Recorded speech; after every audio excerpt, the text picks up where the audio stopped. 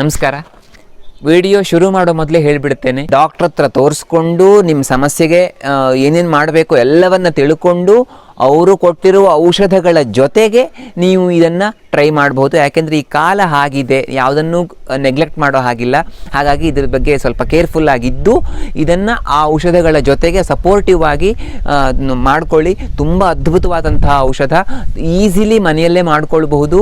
ಆಯುರ್ವೇದದ ಗ್ರಂಥಗಳಲ್ಲಿ ಹೇಳಿರುವಂಥದ್ದು ಹಲವಾರು ರೀತಿಯ ಸಮಸ್ಯೆಗಳಿಗೆ ಅನುಕೂಲ ಮಾಡಿಕೊಡುತ್ತೆ. ಇದನ್ನು ಮಾಡ್ಕೊಳ್ಳೋದು ಹೇಗೆ ಅನ್ನೋದನ್ನು ಹೇಳ್ತೇನೆ. ದಾಲ್ಚಿನ್ನಿ ಎಲೆ, ದಾಲ್ಚಿನ್ನಿ ಚಕ್ಕೆ ಮತ್ತು ಏಲಕ್ಕಿ ಇವು ಮೂರನ್ನು 5 ಗ್ರಾಮ್ ತಗೊಳ್ಳಿ. ಹಿಪ್ಪಲಿ 20 ಗ್ರಾಮ್ ತಗೊಳ್ಳಿ. ಜ್ಯೇಷ್ಠ ಮಧು, ಒಣ ದ್ರಾಕ್ಷಿ, ಕಪ್ಪು ಖರ್ಜೂರ, ಬ್ಲ್ಯಾಕ್ ಡೇಟ್ಸ್ ಅಂತ ಹೇಳ್ತಾರಲ್ಲ ಅದು, ಆಮೇಲೆ ಕಲ್ಲು ಸಕ್ಕರೆ, ಇವು 4ನ್ನು 40 ಗ್ರಾಮ್ ತಗೊಳ್ಳಿ. ಸೊ ಈ 8 ದ್ರವ್ಯಗಳನ್ನು ತಗೊಂಡು ಎಲ್ಲವನ್ನ ಚೆನ್ನಾಗಿ ಮಿಕ್ಸ್ ಮಾಡ್ಕೊಳ್ಳಿ. ಪೌಡ್ರ್ ಮಾಡ್ಬೋದು ಅಂಥದ್ದನ್ನು ಪೌಡ್ರ್ ಮಾಡ್ಕೊಳ್ಳಿ.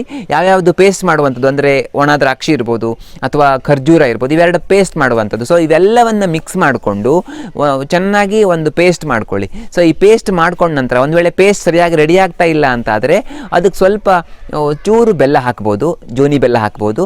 ಸೊ ಚೆನ್ನಾಗಿ ಪೇಸ್ಟ್ ಮಾಡಿಕೊಂಡು ಚಿಕ್ಕ ಚಿಕ್ಕ ಉಂಡೆಗಳನ್ನು ಮಾಡ್ಕೊಳ್ಳಿ. ಚಿಕ್ಕ ಚಿಕ್ಕ ಉಂಡೆ ಅಂದರೆ ಸುಮಾರು ಒಂದು 3-4 ಗ್ರಾಮ್ ಆಗುವಷ್ಟು ಒಂದೊಂದು ಉಂಡೆಯನ್ನು ಮಾಡ್ಕೊಳ್ಳಿ. ಅದನ್ನು ನೆರಳಿನಲ್ಲಿ ಒಣಗಿಸ್ಕೊಳ್ಳಿ.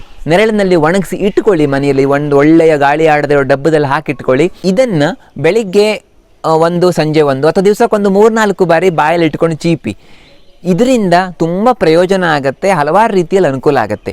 ವಿಶೇಷವಾಗಿ ಜ್ವರದ ಬಿಟ್ಟು ಹೋದ ನಂತರ ಆಗುವಂಥ ಸುಸ್ತು ಕಡಿಮೆ ಆಗಲಿಕ್ಕೆ, ಕಫ ಕೆಮ್ಮಿನ ಸಮಸ್ಯೆ ಕಡಿಮೆ ಆಗಲಿಕ್ಕೆ, ಗಂಟ್ಲು ಒಣಗೋದು ಅಥವಾ ಬಾಯಿ ಒಣಗೋದು, ಬಾಯಿ ರುಚಿ ಇಲ್ಲದೆ ಇರೋದು, ಅತಿಯಾಗಿ ಬಾಯಾರಿಕೆ ಆಗೋದು, ಸುಸ್ತು ಸಿಕ್ಕಾಪಟ್ಟೆ ಆಗೋದು, ತಲೆಸುತ್ತು ಬರೋದು, ವಾಂತಿ ಬಂದಂಗೆ ಆಗೋದು, ಅತಿಯಾಗಿ ಬಿಕ್ಕಳಿಕೆ ಬರೋದು, ಈ ರೀತಿಯ ಎಲ್ಲ ಇದಕ್ಕೆ ಸಂಬಂಧಪಟ್ಟ ಸಮಸ್ಯೆಗಳನ್ನು ನಿವಾರಣೆ ಮಾಡುತ್ತೆ. ಈ ಸಂದಿಗ್ಧ ಕಾಲದಲ್ಲಿ ಬಹುಶಃ ನಿಮಗೆ ಎಲ್ಲರಿಗೂ ಇದು ಅನುಕೂಲ ಆಗುತ್ತೆ ಅಂತ ನಾನು ಅಂದ್ಕೊಂಡಿದ್ದೇನೆ. ಆದರೆ ನಿಮಗೆ ಡಯಾಬಿಟಿಸ್ ಇದೆ, ನಿಮ್ಮ ಶುಗರ್ ಲೆವೆಲ್ ತುಂಬ ಜಾಸ್ತಿ ಆಗಿಬಿಟ್ಟಿದೆ ಅಂತ ಆದರೆ ಮಾತ್ರ ಇದು ತಗೊಳ್ಳೋದು ಬೇಡ. ಯಾಕೆಂದರೆ ಇಲ್ಲಿ ಸುಮಾರು ಸ್ವೀಟ್ ಆಗುವಂಥ ಐಟಮ್ಸ್ ಇವೆ. ನಿಮ್ಮ ಶುಗರ್ ಲೆವೆಲ್ ಕಂಟ್ರೋಲ್ ಇದೆ ಅಂತಂದರೆ ತೊಂದರೆ ಇಲ್ಲ, ನೀವು ಅದನ್ನು ದಿವಸಕ್ಕೆ 1-2 ತೆಗೆದುಕೊಳ್ಬಹುದು, ಚೀಪ್ಬೋದು, ಜಗದು ನುಂಗ್ಬೋದು, ಏನೂ ತೊಂದರೆ ಇಲ್ಲ.